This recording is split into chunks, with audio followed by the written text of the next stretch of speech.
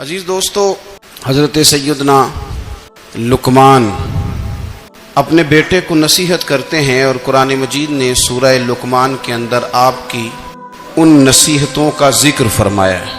اللہ کریم نے ارشاد فرمایا کہ حضرت لقمان ان کی جو بات انہوں نے اپنے بیٹے کے ساتھ کی، فرمایا وَلَا تُصَعِّرْ خَدَّكَ لِلنَّاسِ، اے میرے بیٹے لوگوں کے ساتھ اپنے رخ کو نہ پھیرا کر، غرور کے ساتھ اپنے لب و لہجے کو پھیر نہ لیا کر لوگوں کی طرف سے، اور وَلَا تَمْشِي فِي الْأَرْضِ مَرَحًا، اور زمین پر اکڑ اکڑ کے نہ چلا کر، تکبر کے ساتھ اپنے لب و لہجے کو لوگوں سے پھیر نہ لیا کر اور زمین پر اکڑ کے بھی نہ چلا کر۔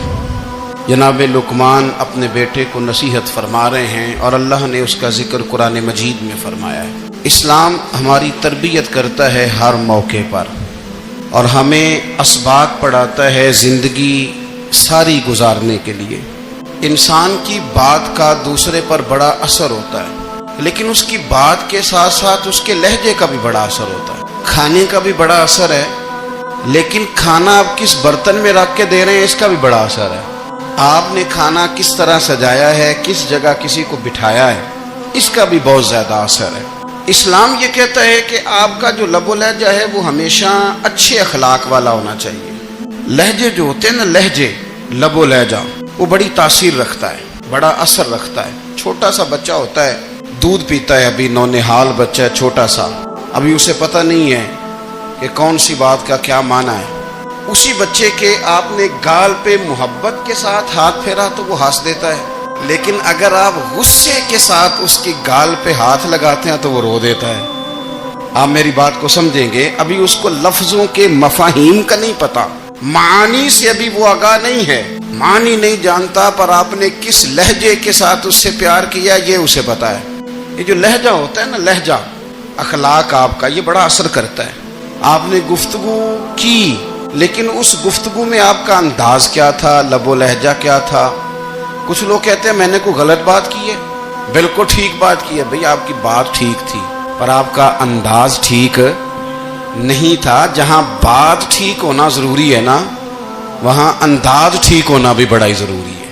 آپ کے لہجے کا خوبصورت ہونا اور آپ کے لفظوں کا حسین ہونا بھی بڑا ہی ضروری ہے۔ اگر آپ تھوڑا سا معاشرے میں غور کریں تو کچھ لوگ ایسے ہیں جو طبعاً ہی بیچارے دنیا میں آئے ہی شکوہ کرنے کے لیے، ان کے لہجے سے نہ ترشروئی برستی ہے، تلخی ہے۔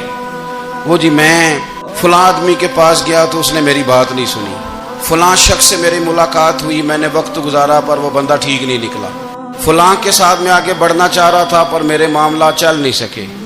تو بھئی آپ دوسروں کو ناپتے اور تولتے رہے، آپ کو یہ دیکھ لینا چاہیے تھا کہ آپ کا انداز فکر ہی کہیں غلط نہ ہو۔ لہجے، اخلاق، یہ آپ کے لفظوں سے بھی زیادہ اثر بعض اوقات رکھتے ہیں۔ کسی نے کہا تھا کہ میرے لہجے میں غرور آیا تھا، اس کو حق تھا کہ شکایت کرتا تھا، میرے لہجے میں کچھ ایسا کہ جس پہ وہ بیچارہ پریشان ہو گیا، اب اس کا حق بنتا تھا وہ اس پہ شکایت کرتا۔ تو میرے عزیز، آپ بات کو یاد رکھیں گے کہ جو اخلاق ہے، آپ کا جو اخلاق ہے، جو آپ کا کردار ہے، وہ اپنی ایک خوبصورتی رکھتا ہے۔ اس لیے میرے نبی پاک صلی اللہ تعالی علیہ وآلہ وسلم نے فرمایا تم میں کامل مومن وہ ہے جس کا اخلاق زیادہ اچھا ہے۔ جو کہانیاں زیادہ سناتا ہے وہ نہیں، جو اپنی خدمات زیادہ بتاتا ہے وہ نہیں، جو باقی سب کی نفی کر کے کہتا ہے کہ دنیا میں کوئی بندہ ٹھیک نہیں، صرف میں ٹھیک ہوں، وہ والا بندہ نہیں، بلکہ فرمایا جس بندے کا اخلاق زیادہ اچھا ہے۔ اخلاق دیکھیں، یہ جو آپ کا لہجہ ہوتا ہے نا، یہ بہت زیادہ اثرات مرتب کرتا ہے آپ کے گھر پہ بھی، باہر بھی۔ آپ اگر اپنی گفتگو میں باڈی لینگویج کو تھوڑا سا اچھا رکھیں، کچھ لوگ ایسے ہوتے ہیں جو بات بڑی صحیح کرتے ہیں پر کچھ زیادہ ہی باتیں کرتے ہیں، تو وہ زیادہ باتیں کرنے کی وجہ سے ان کی جو صحیح باتیں ہوتی ہیں ان کا بھی وزن خراب ہو جاتا ہے، کیونکہ وہ زیادہ باتیں کرتے ہیں، ہر وقت بولتے ہیں، ہر وقت بات کرتے ہیں، تو جب وہ ٹھیک بات بھی کر رہے ہوں تب بھی ان کی بات کا لوگ اثر قبول نہیں کرتے۔ لیکن اگر ان کا لہجہ باوقار ہو، بات وہ تھوڑی کریں پر جتنی کریں ذرا سونی کر کے کریں، گفتگو میں خود بخود اثر پیدا ہو جائے گا، بات اچھی لگے گی۔ اخلاقی رویے اگر لوگوں کے زیادہ اچھے ہو جائیں، ایک تو مسکرانے کا بل کوئی نہیں آتا، اس کے پیسے کوئی نہیں لگتے، اور یہ بھی شکر ہے ابھی تک اس پر ٹیکس بھی کوئی نہیں، یہ بھی مقام تشکر ہے۔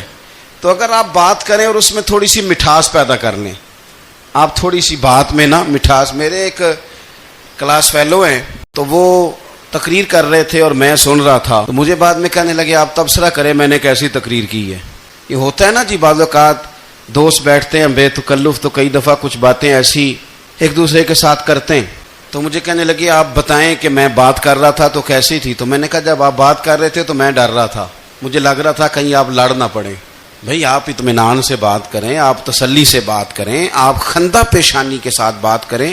میرے نبی پاک صلی اللہ تعالی علیہ وسلم نے فرمایا، مسلم شریف کی حدیث ہے، حضور فرماتے ہیں نیکی کو کبھی چھوٹا نہیں سمجھنا، نیکی کو حقیر نہیں سمجھنا. کچھ نہ ہو سکے تو اپنے بھائی سے مسکرا کے بات ہی کر لیا کرو. بات کرو تو تمہارے لہجے میں ترش روئی نہ ہو. بعض اوقات آپ تلخ بات کرتے ہیں، آپ کا لہجہ تلخ ہوتا ہے تو آپ کی صحیح بات بھی قبول نہیں کی جاتی. لیکن اگر آپ کے لہجے میں مسکراہٹ ہو، آپ کے لہجے کے اندر خوبصورتی ہو، تو آپ کے اپنے بھی آپ کے بیگانے بھی سب کے سب آپ کی بات کو تسلی کے ساتھ سمجھنا وہ گوارا کریں گے. اسی طریقے سے ہمارا دل کرتا ہے کہ لوگ ہماری بات سنیں، ہمارے گرویدہ ہوں، ہم جو پیغام دینا چاہتے ہیں وہ پیغام لوگ اچھے طریقے سے قبول کریں، اس پر لوگوں کی توجہ زیادہ ہو. یہ ہمارا شوق ہوتا ہے. اور دنیا میں اب تو فیمس ہونے کا شوق بڑا بڑھ گیا ہے، بڑا بڑھ گیا ہے. اب تو لوگوں کو نا شاید لوگ مقبولیت اسی کا نام لیتے ہیں کہ میرے اتنے لائکس ہیں، اتنے فالور ہیں، اتنے سارے لوگ ہیں تو شاید میں بڑا مقبول ہوں. یاد رکھنا قابلیت سے زیادہ قبولیت ضروری ہوتی ہے. فالور کیا کریں گے اگر رب بھی راضی نہ ہوا تو؟